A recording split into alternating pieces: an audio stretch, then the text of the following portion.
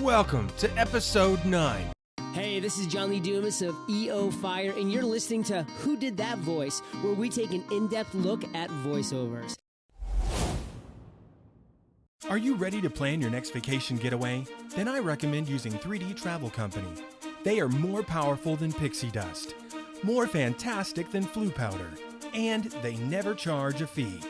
Whether you're booking a Disney or Universal vacation, a relaxing cruise, or a luxury trip overseas, you'll experience concierge-level service unmatched by any agency. From the moment you submit a complimentary quote request or inquiry on their website at www.3dtravelcompany.com, you'll find out what it means to be pampered by the best in the business. That's 3, the letter D, travelcompany.com. And tell them Trenton sent you. Welcome to Who Did That Voice, the show where we take an in-depth look at voiceover. And now, here's your host, Trenton Larkin. Today on the show, we have not one, but 2 very magical guests joining us today. We have Bill Rogers, the voice of Disneyland, and Camille Dixon, his lovely bride, who is the voice of Disney's California Adventure. Ladies and gentlemen, boys and girls, welcome to Who Did That Voice? In just a moment, the show will begin. So please, sit back, relax, and enjoy the show. Welcome to another adventure of Who Did That Voice? Today on the show, we have not one, but 2 very extraordinarily special guests on the show today. We have Bill Rogers and Camille Dixon. Guys, thank you so much for joining me today. Trenton, this pleasure. is a yes. Yeah, we're going to have some fun here. I absolutely agree. Well, guys, the first thing we like to do on the show is just to get a little taste of who our guests are on the show. Would you, Bill, first start just kind of giving us a brief story of yourself to our listeners? Well, the thing that I am most noted for these days is I am the park announcer at a small concern in Anaheim, California called Disneyland. It's an interesting job, and it is one of about, I would suppose, 200 or so clients that between Camille and I we've built over the years. But it is, everybody likes a marquee client, and Disneyland certainly is one of those. I've been doing it for about 25 years. I wandered into what I thought was a friend of mine showing me some new equipment, and it turned out to be the friend's partner who was looking for a new announcer for Disneyland because the old one was retiring. So I got the gig, long story short. The most interesting part of this is that I can't help but think to a large extent that I'm famous for being famous, if you know what I mean, Trenton. Absolutely. It's one of those things where we have studios, Camille and I have studios in 2 different places, Los Angeles, California, and Salt Lake City, Utah. And we are currently in Utah. And for those of you who are into marketing, you will know that Utah, especially northern Utah, is what Disneyland calls the target market. The target market is that out-of-town place. This is not locals. These are people that when they spend advertising dollars away from Los Angeles and Southern California in general, they spend those dollars in Seattle, Portland, and Salt Lake City, and especially in Salt Lake City. You can drive up and down the Interstate 15, which goes directly through the city any day of the week, and you will always see at least one billboard for Disneyland. So, Oh, that's most fascinating. it's a little weird, but nonetheless, yeah, this is Disney territory up here, and to a lot of people, both Camille and I are big celebrities. We're a little chagrined by the whole thing, but nonetheless, to these people, it's a big deal, and I want to make sure that they understand we appreciate that very much, or in the vernacular, appreciate you. Well, I'm sure the local folks there will definitely appreciate the shout out. Well, Camille, would you please just give us a little background of yourself and who you are as well? Well, so I have the good fortune of being the announcer at the other park at the Disneyland Resort, Disney California Adventure. I've been there 4 years, and I replaced my husband as the announcer there. So that was incredibly cool. And he took it very, very well. Not only did he take it well, but he was thrilled to death for me. And he's been just my champion and great supporter and an awesome teacher and mentor for that role. And so I have a great time working with him. That's how we met, actually, is a client booked me at his studio about 15 years ago, and we've been working together ever since. We got together 10 years ago and got married 5 years ago on Christmas Eve. Oh, that's such a wonderful story. I was wondering how you two lovebirds fell in love, so that's very wonderful. Thank you for sharing that story. It was all over a microphone. That's it. Actually, last summer, for the very first time, we went to meet the folks face to face who introduced us. Right. It's a client I still have. It's Kroger. And the in-house advertising agency in Portland that booked me at Bill's studio, I had never met. Neither one of us had met. We've only ever worked with them over ISDN. And so that was really interesting after 15 years to go meet in person. And it was wonderful. They're just fantastic people, and we're forever grateful to them. Well, that is very special, guys. I am so glad y'all shared that story with us today. Camille, thank you so much. Well, you guys have kind of given us a background into who you are and how your voiceover careers got started, and given us the background on Disneyland and California Adventure, which, by the way, is super fantastic. I think you guys getting to work together in that magical place is amazing. I'm sure it brings a bonding to you guys or for you guys. But what brings the magic for you guys? What motivates you and continues to bring that magic for you guys, Bill? What I'm going to do is tell you what I lovingly call the band mom story. Now, for those of you who have never been in a high school band, you may not know this lady, but I know her intimately. She is the band mom. She's the one with the sweatshirt that says, "I'm with the band." She's the one who schleps the sousaphones out of the trailer. She's the one who makes sure that the boys stay in the boys' bathroom and the girls stay in the girls' bathroom, no matter what the sign says. And on top of that, she's the one who keeps wrangling cats all day long at Disneyland. And she gets them into their clinics, which, by the way, a majority of these high school and college bands that come to us also go through a number of clinics, including a recording session. And they all work together. And then there is the finale, as they say. And that takes place one of three different places at the Disneyland Resort. There are times when the Fantasyland Theater is the home of the choral and sometimes instrumental groups, where they will play a set of music. And sometimes they will end up over at the Hollywood Backlot stage, which is Cammie's purview. And she's makes sure that they get properly announced, and the Hollywood Backlot stage is probably hosts 20 different groups a week. Yes, at least. It gets a little strange because sometimes there are groups that are there at least twice every week, and they get to be a lot of fun. That's in the summertime, including one of the local. I'm sure there's one in every town. There's a School of Rock. And we happen to know the guy who runs the one in the Inland Empire of California, and he brings his guys and gals in every week, at least twice, to perform at Disney California Adventure. But for me, anyway, the height of all of this coolness is the march for the marching bands. We have had marching bands from literally 75 countries. Every state in the union, and I think one of these days we'll have somebody from Zork Furball out there marching with a synthesized unit. But these are the bands that, and especially right around the Tournament of Roses parade, these are the bands that will march literally all over the country that year, and they come to us and we go, "Ladies and gentlemen, boys and girls," and then we introduce the band.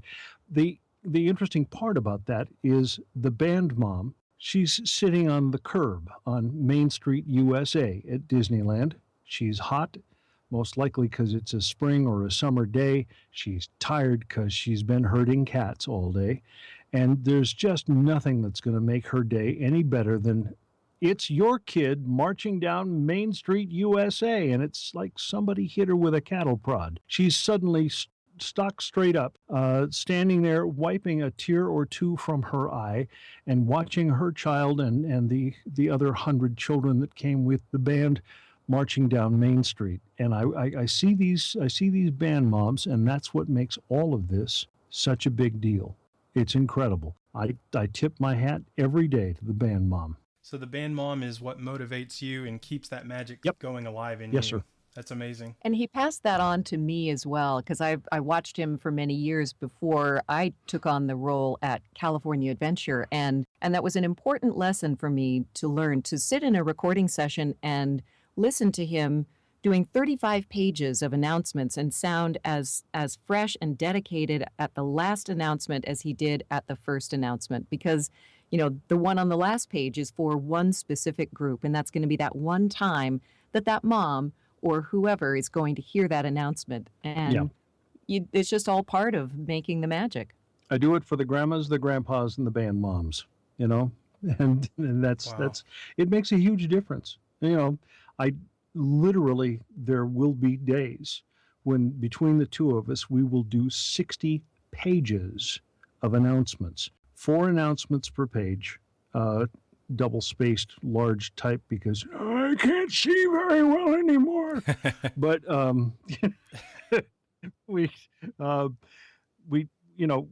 go through this, and it's the same copy. The only thing that changes is the band, and that makes it pretty cool. So. Well, and that's an aspect I don't think I had ever, thought of before, where, you're reading those 60 pages of copy, and every one of those is so special to you because you want that to be special for that particular mom or that particular grandpa or grandma. And that's really fascinating, because that's what the show is all about, to teach people that voiceover is so much more than animation. And, with the way you guys use your voices, y'all bring so much magic to people. And that's amazing, because I know I'm a big Disney fan myself. So, well, it helps too in one other area, and that is the both of us do a lot of non-broadcast instructional audio, so that we do it for web-based teaching literally all over the world. And it makes a huge difference when you know exactly how to keep that enthusiasm the same level as at the end as you had at the beginning. And producers kind of like that. It's a fine art, but I think we've had a lot of fun doing it, and it makes a big difference for us when it comes to paychecks. And when it comes to Disney too, it's interesting because it's such a small thing to give some love and some care to one single announcement, but there isn't anything else that we could do that is so short and contained and relatively simple that can have such an impact on people. And that's one of the things that we take very seriously about our work with Disney. It's not taking ourselves seriously. Don't get us wrong. That's not where we are at all. We're not serious at all about that. We just know that those moments, one little moment at a time, adds up to a magical day for someone who's at the park. Yep, that's the whole idea. And it makes a difference, I think, to people who take care of all of the different parks. I mean, there are announcers in Paris. There's a new crew for Shanghai. Of course, there are English announcers in Hong Kong, and even an English announcer in Tokyo. So there are literally Disney announcers all over the world, and each one of them basically takes their cue from the guy who Walt basically put in charge of this in the first place, and his name was Jack Wagner. Jack was everybody's mentor without actually talking to any of us.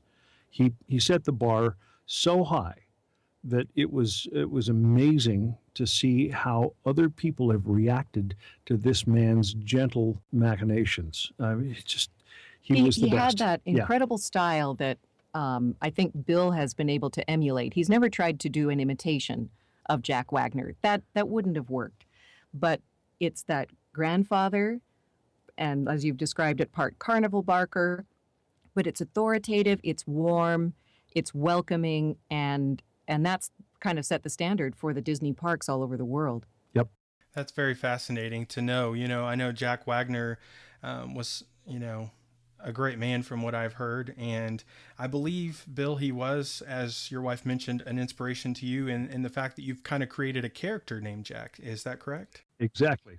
Well, one of the things that I teach when I do on an infrequent basis is that any character that you're dealing with, you've got to name it, you've got to create a backstory for it, and on top of that, you've got to live it. So Jack came with all of the with all of the backstory and the ability to live it right off the bat, and he is the character that does all of these announces, because as you hear right at the moment, this is not the Jack voice at all. This is just me, the guy who tells people about Hyundai tires.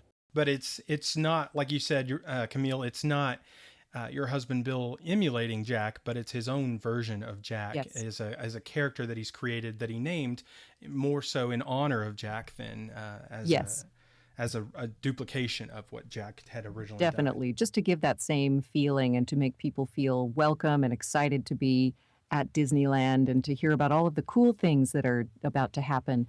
And so, yeah, and my character basically is just mom. Would you say she's a soccer mom, or? She's a soccer mom, but not one of those who's going to scream at her kid out on the field. This is mom who's saying, this is such a cool thing that we get to do. Guess what is coming up next? You are not going to believe this. And I'm so excited that you get to do this. That's mom. That's mom. That's most excellent. Well, Camille, I'm going to start with you. When you got into voiceover work, did you ever imagine the diverse ways your voice would end up being used? No, never. I started in radio. I was a classical music announcer for 10 years, and I loved radio.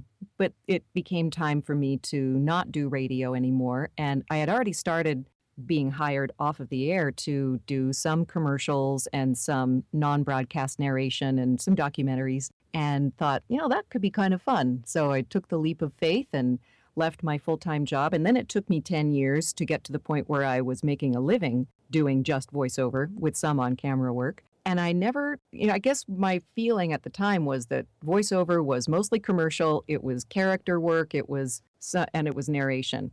But it turns out I wasn't good at character work. I'm not an actress, and I do some commercials, but I have kind of a narrow range, and it took me a while to accept where my strengths are and to not feel bad that I wasn't able to go into some of the more glamorous areas of the voiceover world. So, I'm enough of a geek that I really enjoy narrating non-broadcast programs because I learned something new. It's like I just got to take a class today by narrating this program on how to do F-16 maintenance and repair. That's, now that the F-35 is the new kid on the block, you can tell how old that narration program was. But, and any of those types of things. And being used on phone systems, that's, a lot of people can consider that pretty drudge work, but I kind of like it. And I'm well suited for it because I have a more formal style and I speak clearly. And on top of that, she can maintain exactly the same tone consistently. When you're doing IVR, as they call it, and what does IVR stand for? Oh, don't ask me that question. Yeah, I know. Integrated vocal recognition or something like that. Yeah. But basically, she's the voice of 511 systems all over the country. And when you call to get directions, she's the one that knows exactly how to pronounce that street. Now, I've been in situations where I've tried to get information from, for instance, a bank website about where a local branch was, and this was before there was GPS on my phone. So you'd call the bank, and the automated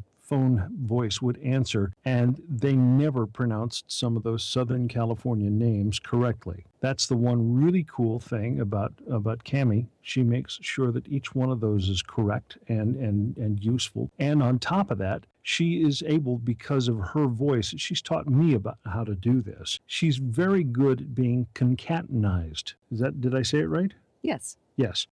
Concatenation is the product of being able to put groups of words or phrases together with another phrase and sound like you're speaking one whole sentence. So that, you will find this on 161st Street Okay.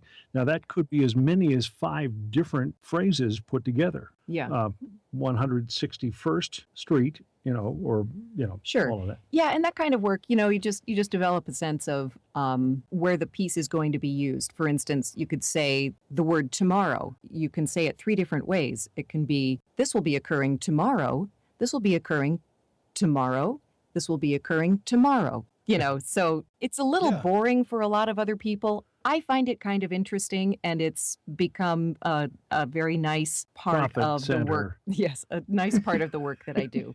So Well, but that it's good that you enjoy that, and it gives you a variety of voices that you're able to do that some other people may not find as fascinating or interesting for them yeah, to do. and I So think that's been kind of the secret to us being able to make a living in voiceover is that we are willing to do a lot of work that isn't the super glamorous. I think that's something that's always a disappointment for people getting into voiceover when the character work just doesn't come flowing your way, or the commercial work. Those are usually or the movie trailers, it's like sure. when I first started taking classes in voiceover work back in the 80s. This was when I was still doing a lot of commercials, but I wasn't doing much of anything else. And so I went to a voiceover class, and everybody was talking about a fellow by the name of Don LaFontaine. Well, for those of you who don't know who Don is, he was the trailer voice for almost 20 years. He rode around in a limousine. It was his own limousine, and he did so because it made it easier for him to get from gig to gig. There was no such thing as a home studio in those days, so you had to travel all over Los Angeles, and he had the limo, and he could do as many as 25, sometimes even 30 different voiceover sessions in a day. And just to give you an idea how much it was worth for him to have that limo, he charged $1,500 a session in those days. goodness gracious. Great balls of fire. Yeah, you can pay for a limo and a driver and do quite well if you can do 15 to 20 of them, sometimes even 30 a day. Yeah. Goodness gracious, I would imagine so. And there's a great video for your listeners to check out. Go to YouTube and put in the search 5 Guys in a Limo. And it's Don LaFontaine's limo. He's making fun of himself, and there's the top 5 guys in the industry. Everyone will recognize their voices, and it's a whole lot of fun. Yep.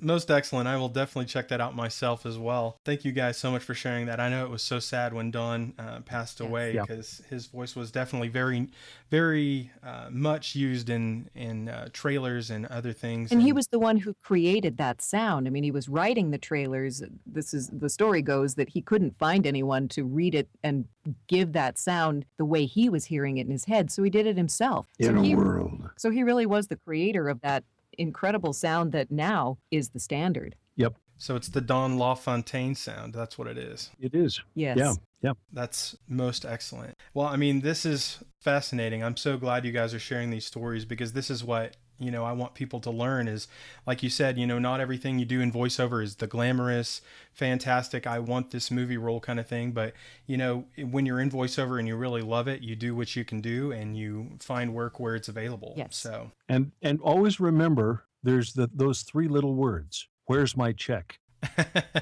where's my check? Absolutely.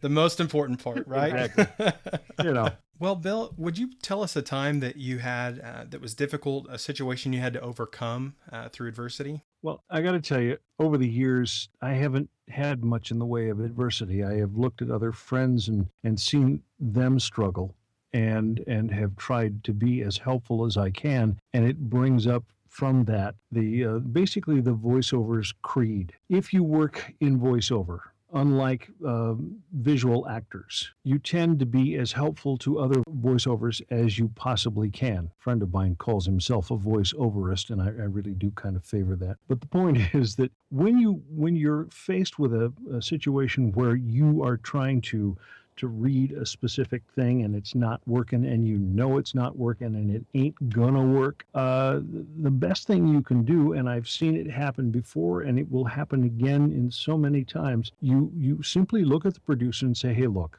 you and I both know I'm not quite right for this, but I do know the guy who is. Call so-and-so. And that happens every day in voiceover. Which is definitely something I I'm not particularly sure, but that's not necessarily what happens in Hollywood. No. It's more in the voiceover world where you guys kind of help each other Well, out. you know, right? we've Okay. always made fun of the visual actors because the first thing they do is they get up in the morning, they open the Los Angeles Times and look in the obit section to see who has died in their character range.